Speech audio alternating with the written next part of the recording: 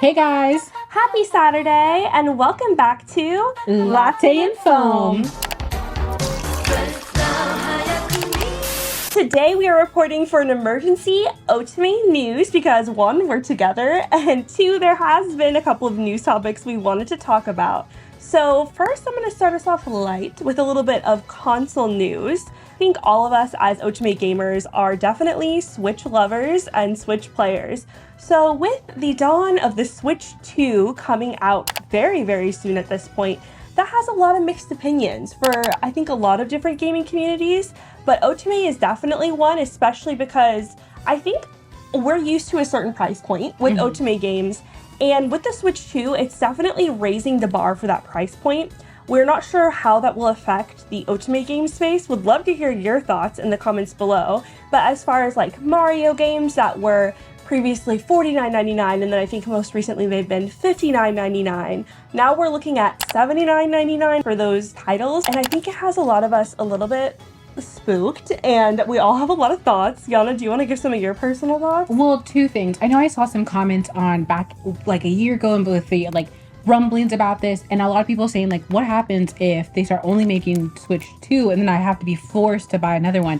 And this now makes me think of like the virtual game card. And I don't know if anybody else has tried it, but I have two Switches, my Switch Lite and my Switch OLED. I like to take my Switch Lite on the go. And I knew when I had gotten the second Switch that I'd always have to restart on my game, which was fine. I just like to go on the go. It's reading. It's not that big a deal. But with the Switch, with the new virtual card stuff, you basically can only ever play that game on one, so you can't share. And I feel like that's their way to like block you from sharing, which I feel like takes away from gaming. That's like the most fun part about gaming is like we got to share like, oh yeah, dude, borrow my game. And that's like when you take that element away, it's just to get more money, and it just makes me sad as like a gamer. So the virtual card concept is basically now the game card that you get that's physical is truly just a virtual token. Yeah. And another huge thing was the GameCube. They added that to the online platform, which I think we're all excited about, especially people of like our age group who grew up with that. But they're locking it to the Switch 2. So while they have like all the other consoles available on the Switch, GameCube is locked to the Switch 2. So that's another way they're trying to get player base. Yeah. I just feel like too, it just is like reminiscence. Like think about the Wii U. It flopped so hard. And I feel like doing this before a huge console announcement and gaming being on the rise higher and higher every single time to do this again, it's like you're almost potentially gearing yourself up for another flop. Yeah, and I think another like flop tropica moment is the fact that their comparable software to, I guess I would say like the Miiverse on the Wii, that came stock with your Wii. You didn't have to pay extra for like the weather channel and all those cool things. So they're doing something kind of reminiscent of that. I forget the name of it. I think it's like Console Tour, and basically you have like a little virtual person kind of similar to a Mii, and you can run around like this version, this 3D rendered version of the Nintendo Switch 2 console, and you can click on different things and it'll tell you details about the buttons and the mechanics of the console. That seems like a perfect thing to be free and come stock with your Nintendo Switch 2. Apparently they're charging for that. I think it's like $15 or something. We'll correct ourselves in the editing, but that's any amount of money to pay for something that's literally just like a manual, like a creative version of a manual for how to use the Switch 2. And I'm just like, for a $500 console, like you're really just making it that the screen is slightly wider and that it's magnetic things. Also, they're not adding anything out the gate, like special edition colors, like anything like that, I feel like. And I'm just like, meh. Yeah, I think for me personally, I'm not going to lie and say I'm not interested in it at all, because when it comes to the GameCube, I am super interested in that. I do like the magnetic component because there's an issue even with my OLED that they just, like if I'm just playing in handheld mode, they kind of just slip off. I know you don't have that issue because you have like the actual Switch Lite, which I think is much better for handheld mode. And when they slip off, like my whole game stops and pauses, and it's asking me to like take them completely off and reattach them, and it is a bit annoying. So I did like the magnetic element. I like that you can use it like a cursor. I think that's going to do a lot for them in multiplayer gaming space, especially when you're online and it's cross-platform. Not that I play any of those games, but I think I will wait for some limited edition colors or possibly a discount because it's quite expensive right now. And I kind of want to see the temperament. I want to see how many people actually end up getting the Switch 2 before I invest. I did ask on our Lovely Ink platform what you guys thought, so I'm going to highlight a couple comments. We have somebody with blueberries as their username.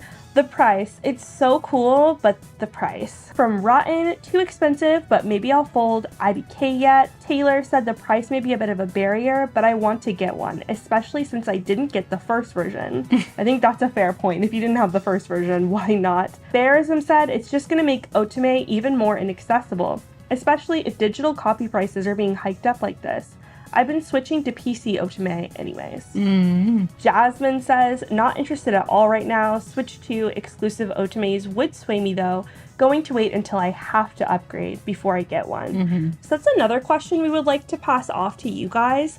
Is do you think that Otome Games will just stay on the original Switch for a while or maybe do simultaneous releases? Or do you think they're immediately, like all Otome Idea Factory, are going to go straight to Switch 2 from now on as soon as it releases? I hope not, because I feel like that alienates your audience. I feel like they could always have, like I said, it wasn't like you could, on the Wii U, they did have exclusive games, but those games would only have like something slightly different. The thing that Wii U really screwed up was the backwards compatibility. So it would be almost a disservice to be like, I can never ever get access to these games in a different way. They might shoot themselves in the foot if they're like, well, this is only how you're ever going to get it, and you can never do it, especially in like a very digital market, you know?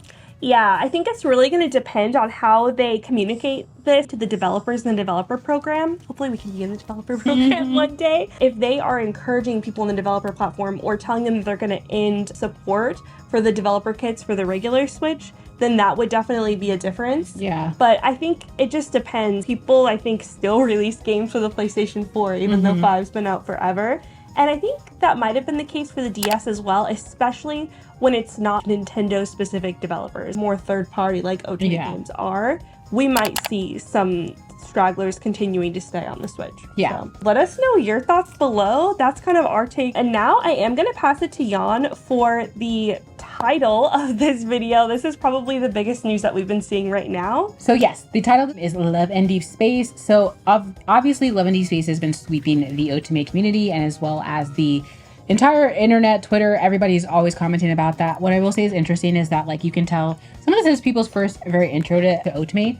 And it's always kind of fascinating to see how people kind of accept it and realize like what these kind of games are. Because some of us have been in the trenches, me, Yandere, like just so crazy, and to see people being like, this is insane. I'm like, girl, you haven't seen insane. You haven't seen anything yet. But it is, of course, Love Deepspace has made some waves by having the customizable main character that has more than one skin tone, because it's been so, no games really do that. Our game does allow you to customize, but I'm saying this is just having that 3D model there and all that. However, it is gacha, and if you've ever been on this channel, it is something that we loathe to a passion. If you've never been on this channel, it is something we loathe with a passion. Not our way to play Otome for sure. And it's always at all these kinds, what gacha always advertises, it's free to play. And we've always gotten comments and saying like, it is free to play. And it's free to play because I actually never spend money. However, free to play is not truly free to play, because if it's locked behind a paywall, guess what? It's not free to play. They always are going to get your money somehow via ads, your time, or eventually breaking you down until you do this. I think of it this the same way when you're scrolling through TikTok. How many ads have you seen for like a hair straightener and all this a bunch of times? That's you paying with it for your time.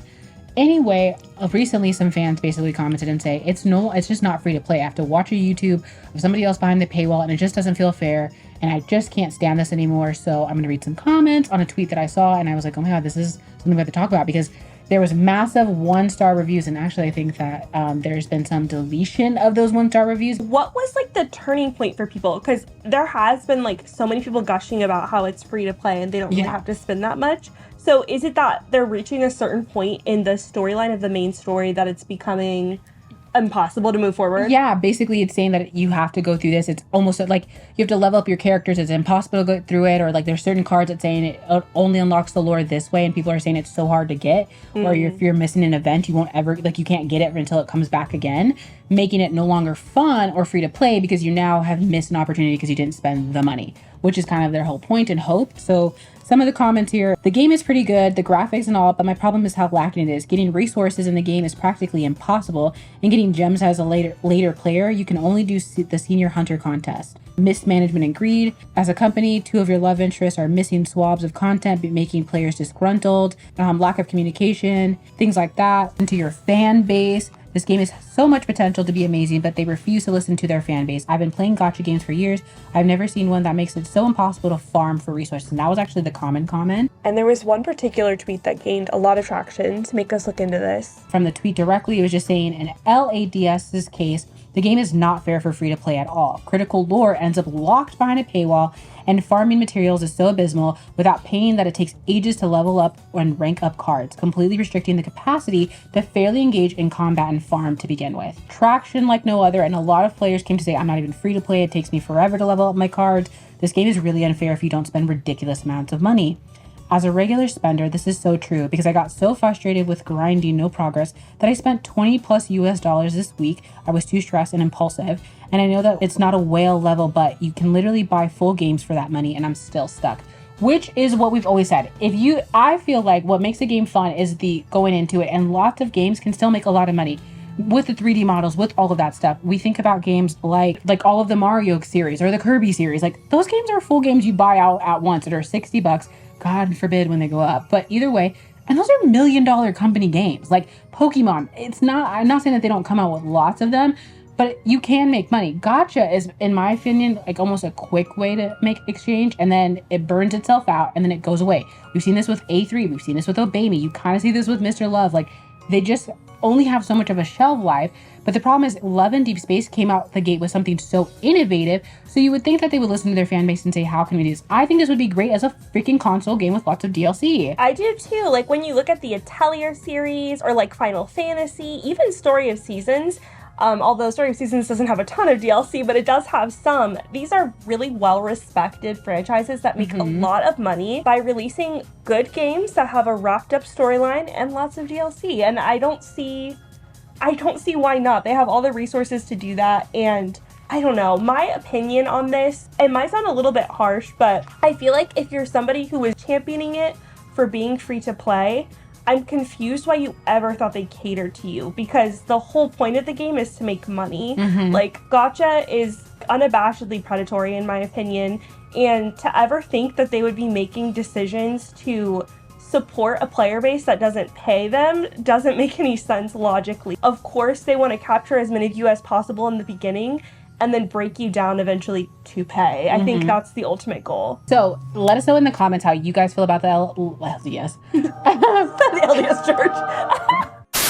Let us know in the comments how you guys feel, if you guys are players, what this means to you guys. Again, I think that there's so many great things about the game that could have, that have brought to the community. It's brought such another community together. I just wish that they would consider their players fan base. Like, again, there's so much to do. If they would have made this a console game, I honestly would have played it and bought it. Because it's very fun and interesting, and DLC. And I have seen in a console version how you can do gacha just fine and it works without it having to be predatory and taking all your money. So I know it's possible and they could do it, but definitely comment below your thoughts and opinions. Yeah. Okay, so our last topic is just going to be updating on the titles for Otome Games that are coming out through the rest of this year. So we are actually going to use a very helpful guide released by Otome Addicted Sammy on Twitter. And we're going to look through them and tell you which game we're most excited for. And then you guys can comment below the game that you're most excited for. So we have coming up very, very soon, May 15th is Seven Scarlet. And then June 5th, Red Bell's Lament. July 17th, Bustafella Season 2. July 24th, La Storia della Arcana Familia? I don't know if I'm saying that right. And then there's a few others that are just slated as years. Hakuoki, Sweet School Life. Yes. Mistonia no Kibo, The Lost Delight. Utakata no Uchronia? I'm not sure. Project Code Neon Mafia, Project Code Kaleido Tower. Handsome Laundering the Mystic Lover. And then the last one for 2026 also is The Lucky Princess and the Tragic Knights.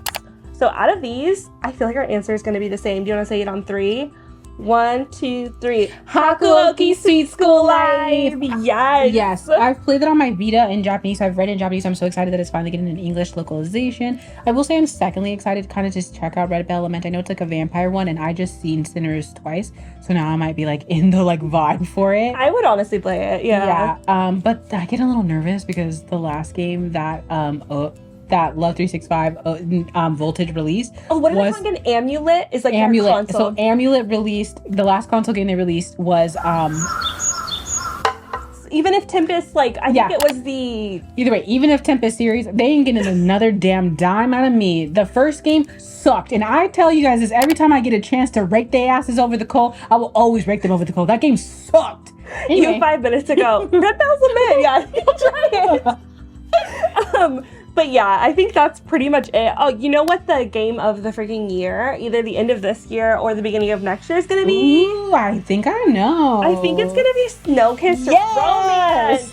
And I think the key difference between our game and like all the games on this list is that it has gameplay as well as customization. I mean, if you're fans of this channel, you know what we've been working on here. We have Snowkissed Romance. We've hit over 50% around the time that we're filming this, and there's about 40 days left to donate. So if you haven't yet, please check it out. We actually have a free demo that you can play on Mac or PC via Steam or itch, whatever your preference is. You can experience 3 in-game days, and you can actually play it again and again. There's over 100 scripts in the demo alone because there's so many different variations of the dates that you can get, and also just depending on your personality. So much cool stuff. We're gonna link the Kickstarter, which has everything you need to know about the game as well as the links to the demo below. So please check it out and consider supporting us if you want to see more gameplay and customization in the Otome community. And yeah, that's it. So we will talk to you guys later. Bye.